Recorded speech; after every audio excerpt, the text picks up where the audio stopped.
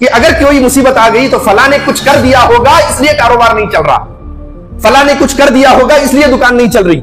हमारी सोच वहीं जाकर अटक जाती है कि अगर हमारा अच्छा नहीं हो रहा इसका मतलब कोई बुरा चाह रहा है, इस वजह से अच्छा नहीं हो रहा। बाबा, हर वक्त किसी के बुरा चाहने से ही बुरा नहीं होता, कभी कभी अपने आमाल की खराबी की वजह से भी बुरा होता है। अल्लाह फरमाता है मां असाबा मिन मुसीबतिन फबिमा कसबत अयदीकुम, जो कुछ भी तुम पर मुसीबत आती है, तुम्हारा नुकसान होता है, तुम्हारा कारोबार नहीं चलता, तो सुन लो मां असाबा मिन मुसीबतिन फबिमा कसबत अयदीकुम, जो भी तुम्हारी जिंदगी में मुसीबत आती है वो तुम्हारे अपने हाथों के किए हुए अमल की वजह से आती है। हम और आप बस हर वक्त वो बुरा कर दिया, ये बुरा कर दिया। कभी कभी इस पर भी तवज्जो कर लीजिए कि आपने भी कोई अच्छा काम नहीं किया जिसकी वजह से अच्छा हो, आपने भी बुरा ही बुरा किया है, इसलिए हो सकता है आपका बुरा हुआ हो। ये जो ख्वाजा गरीब नवाज है ये अब्दुल रहमान है, इसीलिए उनके दरवाजे पर काफिर भी आता है, मोमिन भी आता है, उनके दरवाजे पर मानने वाला भी आता है, इनकार करने वाला भी आता है। इसलिए उनके दरवाजे पर बोर्ड नहीं लगाया गया कि फला आ सकते हैं और फला नहीं आ सकते। क्यों? इसलिए कि वो रहमान के बंदे हैं। जिस तरह रहमान का दरवाजा सबके लिए खुला होता है, रहमान के बंदे का भी दरवाजा सबके लिए खुला होता है। वहां जरूरत देखी जाती है, मसलक नहीं देखा जाता। वहां हाजत देखी जाती है, जरूरत देखी जाती है, फिरका नहीं देखा जाता। जिस तरह अल्लाह अपना कलमा पढ़ने वाले को भी नवाजता है, अपना इनकार करने वाले को भी नवाजता है। अल्लाह के नेक बंदे वो होते हैं कि उनके दरवाजे पर मानने वाले की भी झोली भरी जाती है, इनकार करने वाले की भी झोली भरी जाती है।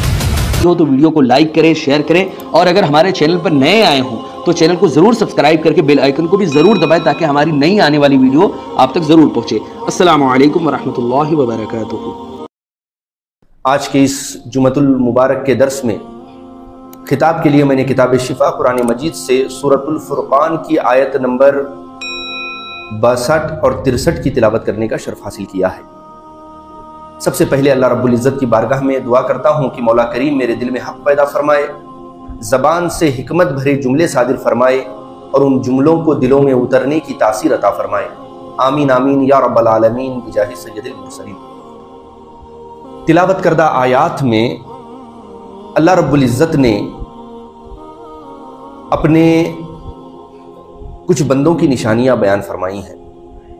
रहमान के बंदे, उनकी क्या निशानियां हैं रहमान के बंदे की, उनके अंदर कौन सी खूबियां, कौन सी सलाहियतें, कौन सी क्वालिटीज पाई जाती हैं, अल्लाह रब्बुल इज़्ज़त ने ये इस आयत में बयान फरमाया। आयत का आगाज, मजमून का आगाज अल्लाह रब्बुल इज़्ज़त ने लफ्ज़ रहमान से किया। फरमाया व इबादुर रहमान, बेशक वो जो रहमान के बंदे हैं। एक होता है नाम, एक होता है नाम वाला। अरबी में नाम को इस्म कहते हैं, नाम वाले को मुसम्मा कहते हैं। कभी कभी ऐसा होता है कि जो नाम होता है उस नाम की सिफत सामने वाले के अंदर नहीं पाई जाती, बस नाम होता है, उसकी क्वालिटी, उसकी खूबी उसके अंदर नहीं पाई जाती। मिसाल के तौर पे किसी का नाम है शफीक। शफीक का माना है बहुत मेहरबानी करने वाला, बहुत शफकत करने वाला, उसे कहते हैं शफीक। ऐसा हो सकता है कि अम्मा अब्बा नाम रख दे शफीक और वो हो बहुत बड़ा जालिम, ऐसा हो सकता है। इसी तरह किसी का नाम हो सिद्दीक, बहुत ज्यादा सच बोलने वाला, ऐसा होता है। नाम तो रख लिया सिद्दीक और उससे बड़ा कोई झूठ बोलने वाला ही नहीं है। लेकिन ऐसा मामला अल्लाह के साथ नहीं है। अल्लाह के साथ ऐसा मामला नहीं है। अल्लाह के जितने नाम हैं और उन नामों की जो खूबी है, उन नामों का जो कमाल है, उन नामों की जो क्वालिटी है, वो सब की सब अल्लाह के अंदर पाई जाती है। अल्लाह रब्बुल इज़्ज़त के जितने नाम हैं उसकी खूबी अल्लाह के अंदर है, उसका कमाल अल्लाह के अंदर है, और उस कमाल का भी कमाल और उस खूबी की भी खूबी अल्लाह के अंदर है। अब जरा देखें, अल्लाह ने फरमाया अपने आप को रहमान, बहुत ज्यादा रहम करने वाला। अब आप अंदाजा कर सकते हैं कि अल्लाह कैसा रहमान है। अगर इंसान से गलती हो जाए, कोई खता हो जाए, कोई चूक हो जाए, कारोबार में नुकसान हो जाए, तो उसका मालिक ये बर्दाश्त नहीं कर सकता। उसे डांटेगा, झिड़केगा, ज्यादा गुस्सा है तो मार देगा, तनख्वाह रोक देगा, और ज्यादा नाराज हो गया, गलती बड़ी है तो उसे काम से निकाल देगा, है ना। यह है दुनिया का मामला। और अगर औलाद से गलती हो जाए, औलाद से खता हो जाए, तो माँ बाप भी ताना देते हैं, किसी काम का नहीं है, माँ बाप भी ताना देते हैं। लेकिन जरा देखिए अल्लाह कैसा रहमान है, अल्लाह कैसा अपने बंदों पर रहम करने वाला है। हदीस कुदसी है, खुद अल्लाह फरमाता है, इन आतानी यमशी अतैतुहु हरवला। अगर कोई बंदा खता कर ले, गुनाह कर ले, मेरी नाफरमानी कर ले, लेकिन उसे एहसास हो जाए, उसे अपनी गलती पर अफसोस हो जाए और वो मेरी बारगाह में आना चाहे, अतानी यमशी, वो मेरे पास चल के आएगा, लेकिन मेरी रहमत बढ़कर दौड़कर उसे गले से लगा लेगी। दुनिया में हर कोई गलती की सजा देता है, गलती पर ताना देता है, गलती पर बुरा भला कहता है।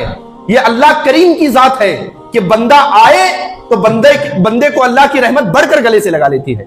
हदीस पाक में है, आका करीम अलैहिस्सलाम सहाबा के साथ बैठे हैं और आका करीम अलैहिस्सलाम सहाबा से फरमाते हैं, तवज्जो से सुनना, आका फरमाते हैं कि सहाबा जरा ये बताओ, एक शख्स है वो दूर दराज सफर पर जा रहा है, ऊंट है उसके पास, उस ऊंट पर उसका सारा साजो सामान रखा हुआ है, उसके खाने पीने का सामान, रुपये पैसे, पहनने ओढ़ने की चीजें, पानी का मशकीजा, सब कुछ उस ऊंट पर लदा हुआ है।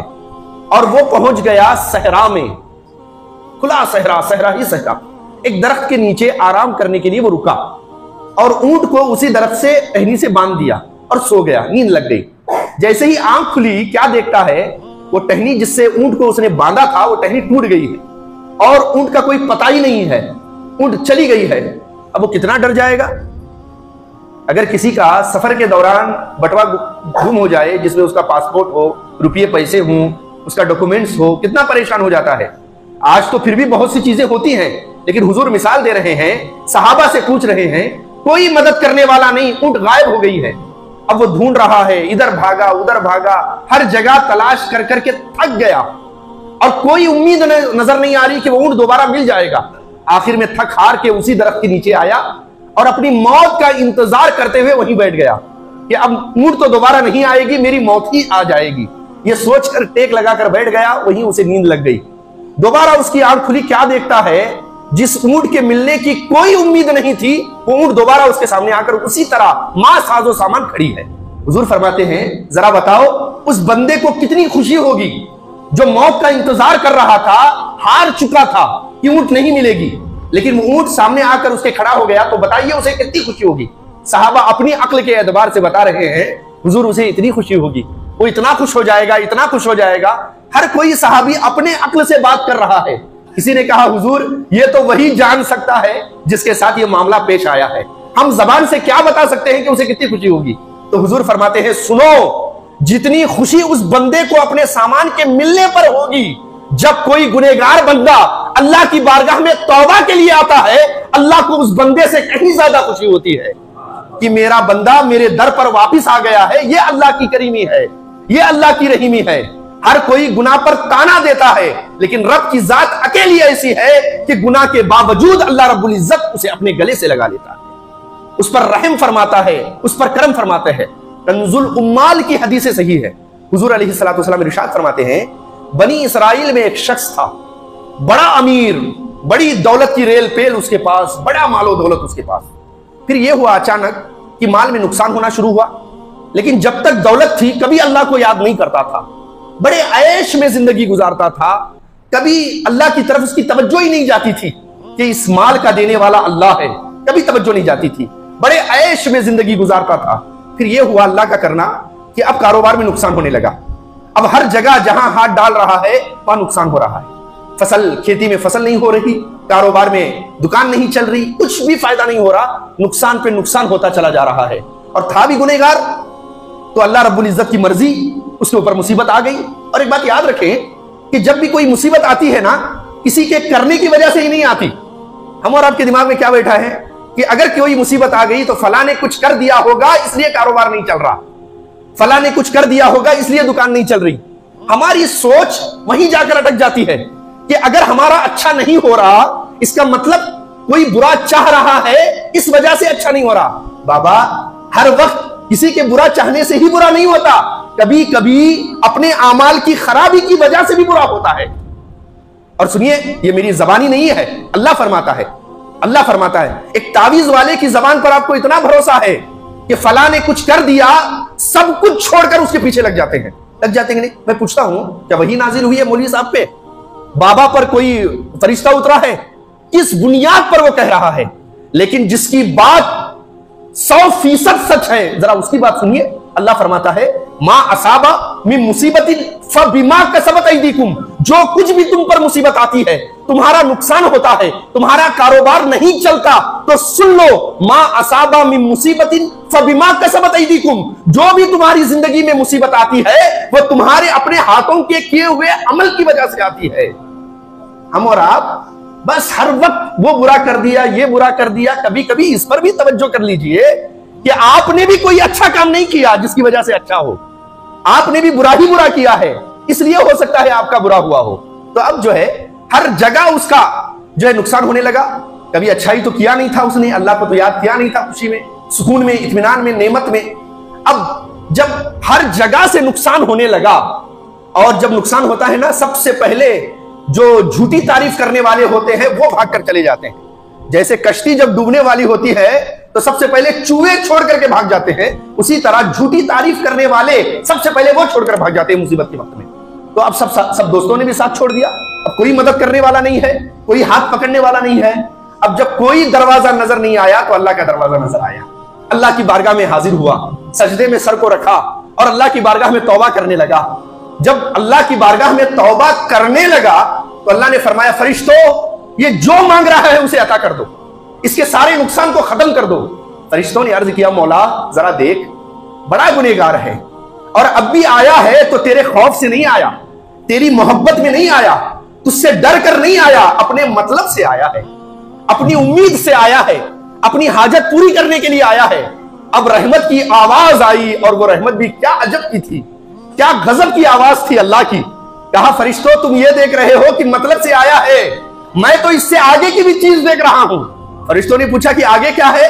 कहा, अब आया है, अब ले लेगा तो दोबारा भी नहीं आएगा, ये भी मैं देख रहा हूं। फिर भी अपने दरवाजे से नहीं भगा रहा। तुम तो इतना देख रहे हो कि मतलब से आया है, मैं तो ये देख रहा हूं मतलब पूरा होने के बाद दोबारा नहीं आएगा, फिर भी अता कर दो, आया हमारे दरवाजे पे है। ये है अल्लाह की रहीमी, ये है अल्लाह की करीमी, ये है रहमान जो अल्लाह फरमा रहा है कुरान मजीद में। तो लिहाजा गया, अल्लाह ने अता कर दिया जो अता करना था, फिर रेल पेल दौलत की, फिर कारोबार चमक गया, फिर मस्ती होने लगी, फिर अल्लाह को भूल गया। फिर जब भूला, कुछ दिन गुजरे, फिर उसी तरह का नुकसान। जो लोग माफी मांग के दोस्त वापिस आए थे वो दोबारा भाग गए, अब कोई फिर मदद करने वाला नहीं। अब जरा शर्म आने लगी, यार अभी पहली बार गया था तो अपने मतलब से गया था, अब क्या मुंह लेके जाऊंगा। लेकिन फिर भी अल्लाह के दर पे नहीं जाएगा तो कहां जाएगा। फिर आ गया, फिर आकर रोने धोने लगा, अल्लाह की बारगाह में तौबा करने लगा।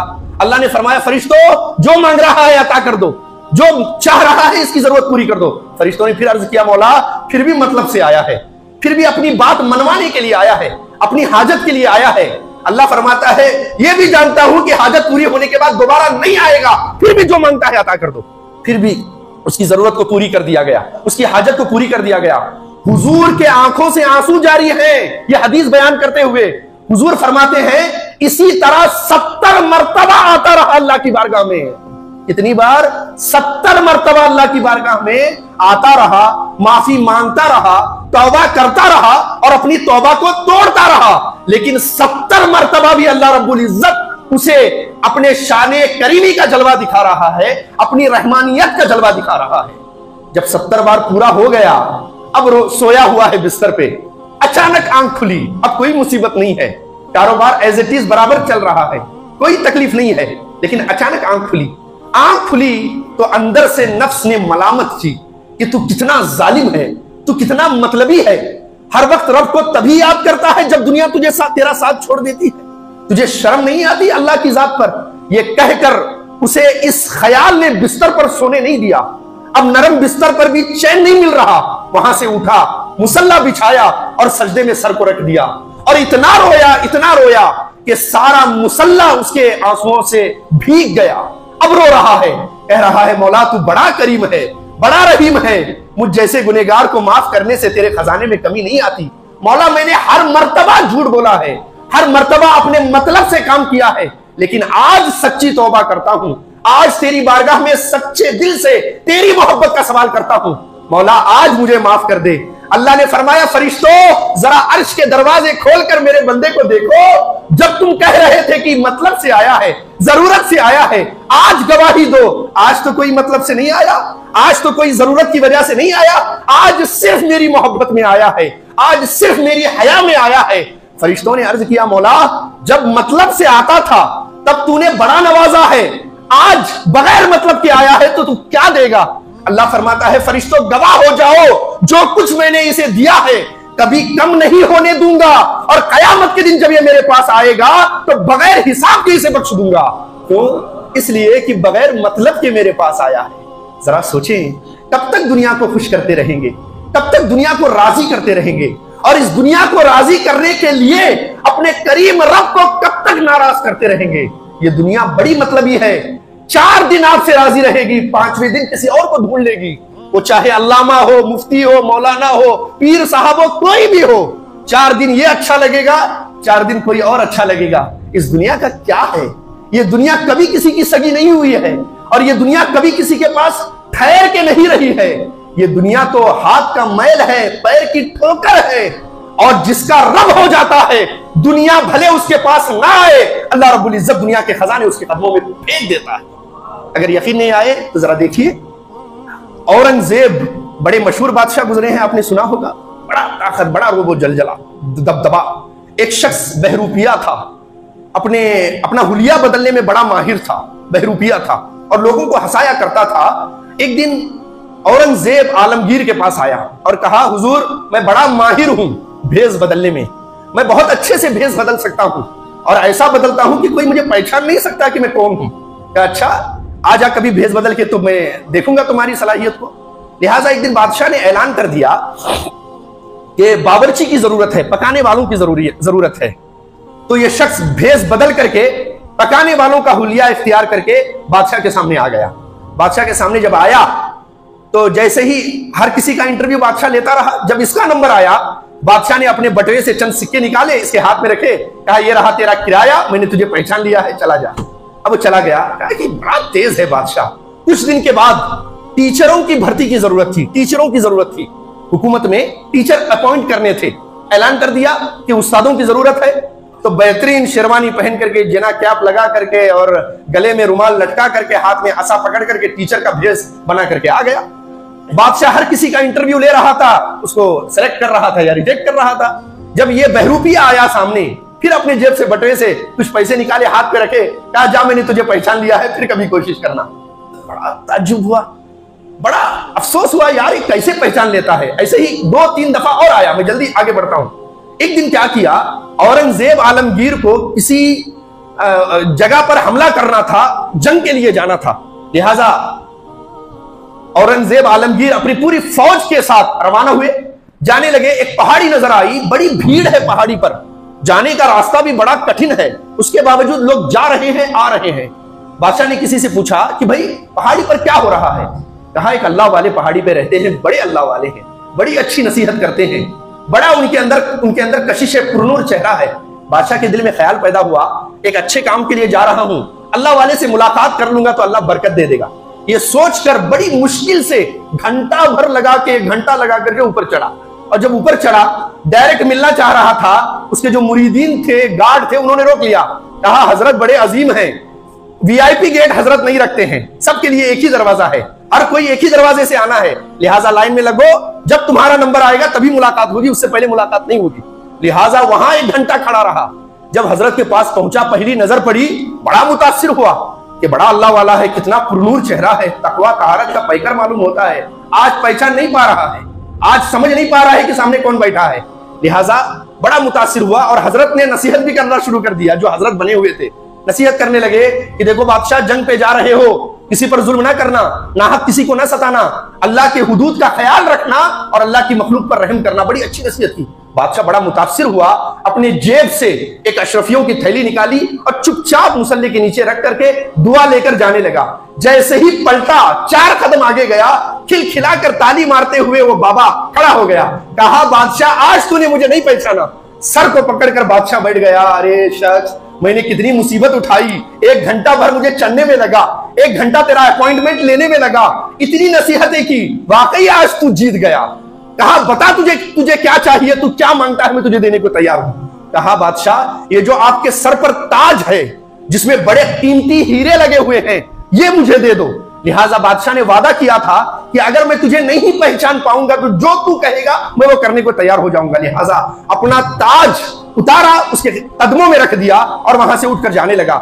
जैसे ही वो 4 कदम और पलटा बादशाह, अपना ताज उसके कदमों में रखकर अल्लाह ने उसके दिल की काया बदल दी।